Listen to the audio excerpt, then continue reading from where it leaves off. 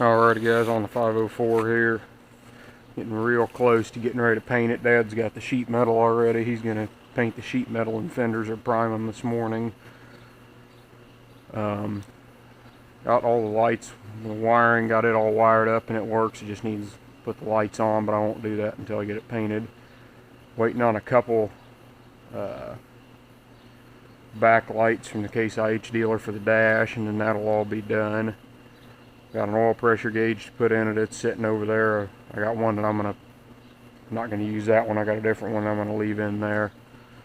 I'm gonna send it with the tractor. You'll notice we got the PTO apart.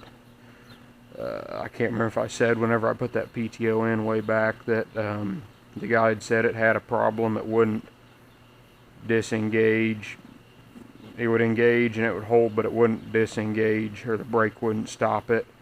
And so I was hoping I put it in there and I was hoping I could adjust it in the tractor, but by the time I had backed it off enough to where it would stop at the brake, then it wouldn't hold, it wouldn't hold a load or anything. So I took it apart yesterday and I've been messing with it for a while, trying to figure out what the deal is. Big fan because it's kind of muggy out. Finally starting to get a few little showers and kind of really brings the humidity up. But anyway, this spider gear here is how you adjust it. It's got this pin here at the spring, and you can turn this thing and reach in through this hole here, and I got a fancy screwdriver I made up for doing that, for an adjustment tool. But anyway, I adjusted all that and I never could get it to do right. And so I had to end up taking it out of there, and after looking at it and messing with it and trying some more adjustments, had the whole thing apart. Finally realized they do not have the thing. They must have had it apart at some point, and they didn't put it, and they didn't have it pressed because there's these spring washers you got to put back in here. Sorry, the lighting's not very good over in this corner, but got these spring washers here you got to put back in, and they probably didn't have it pressed to put those back together whenever they had it apart, and so they put them in different, and naturally it didn't work, so they just had to tighten the clutch up and just shut the tractor off to hook anything up to PTO, which you should probably do anyways. But and then I was sitting here, and there's the dangest thing. I couldn't figure out what this stuff was for, because I got a whole box of tools and crap that came with the tractor from the school, and I could not figure out what this thing was for until about 10 minutes ago. I was sitting here and wondering how I was going to compress this thing down and still be able to get the snap ring in, and lo and behold, I remembered that tool was sitting there, and that is the tool you're supposed to use to be able to compress that thing. So it's got the slot cut in it and everything for that. I was going to take this old piston sleeve here and cut it apart, and so that I could get in there something like that, but then I saw that, remember I had this thing that came with the tractor. So this thing goes on here like this.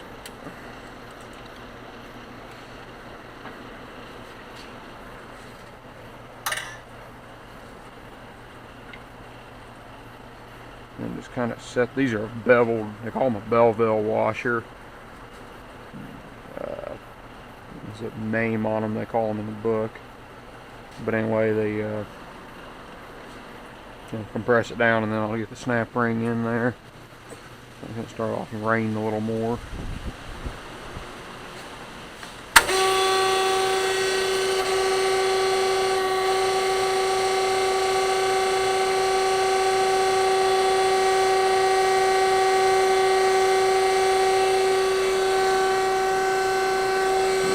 Just a skish more.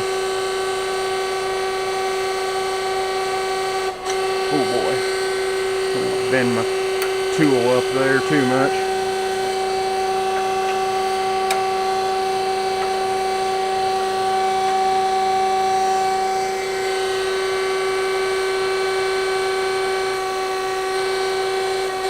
I have to straighten that tool.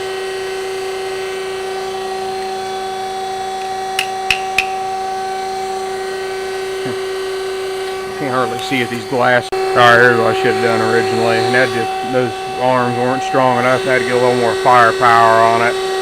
So I just took this other piece and pushed down on it, and when I pushed down, that snap ring just went right in. Really need a hand pump one of these, but we've had this one forever. It's quick, but it doesn't quite have the pressure that, and for some things, and it's almost too fast for work like this. Now come over here.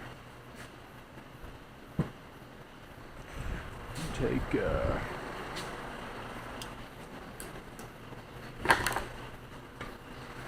I'll just kind of take and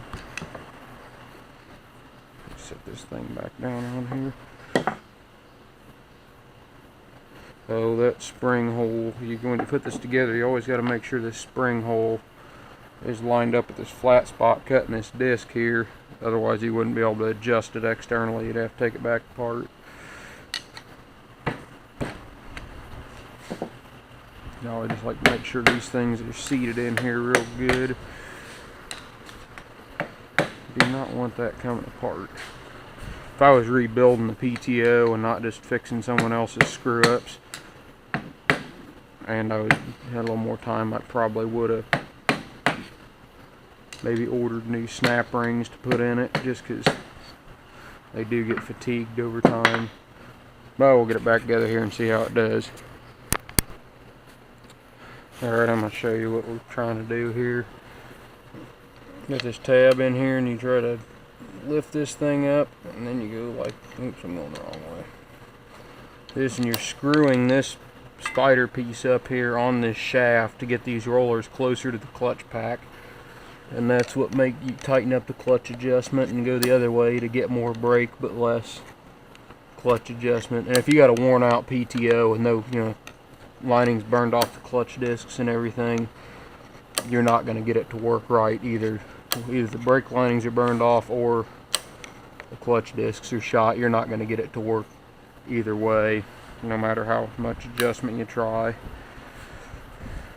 You do have to replace parts at some point, but they had a spec in there on how tall this whole clutch plate assembly is supposed to be, and I still had plenty of material left to wear off.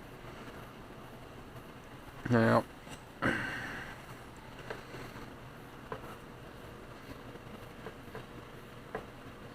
that might be too tight.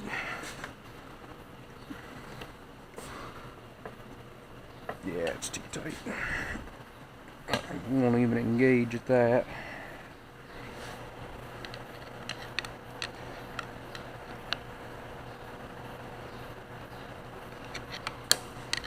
Back it off about 2 here and try it.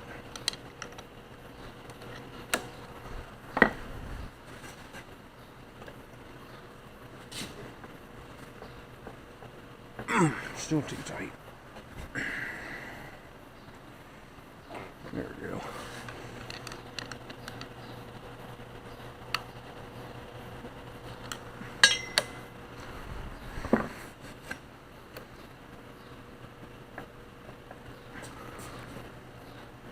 We're getting close. One more probably.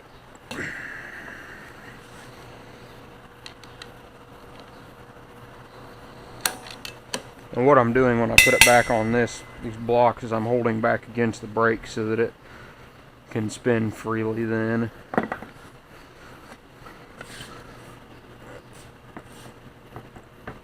There we go. That's over center. Locked in, got that clutch disc. I might need to tighten that up another one because I will have more leverage once I get on the tractor.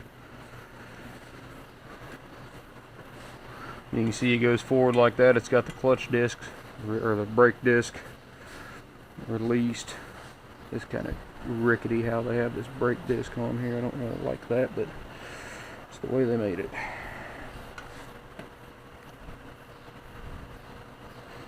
Anyway. But then you can pull up and release it, and then you pull down on the brake, those clutch discs get loose there, and you go back the other way, and see what's happening is these rollers, use a light here, these rollers come over center. They like that kind of when they disengage, and then that's where I feel an over center push on the lever. If I can get it off here without completely flopping the PTO on the floor. And see now how they're engaged over like that, and now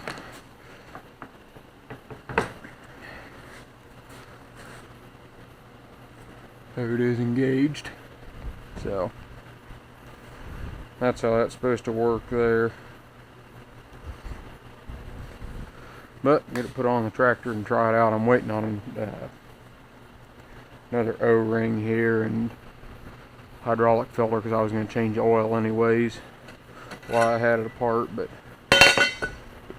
try it out here. But that's a little bit on the PTO.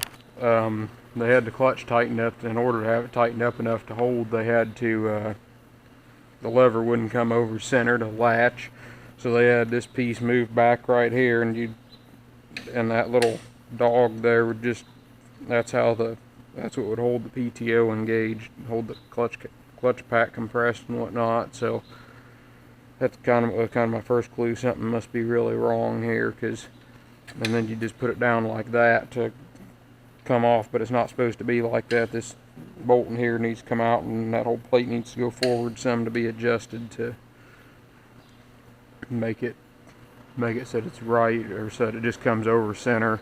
And then you shouldn't have to press that button to disengage. You should just push down on the lever and away, and off it goes. So that'll do it here. Thanks for watching.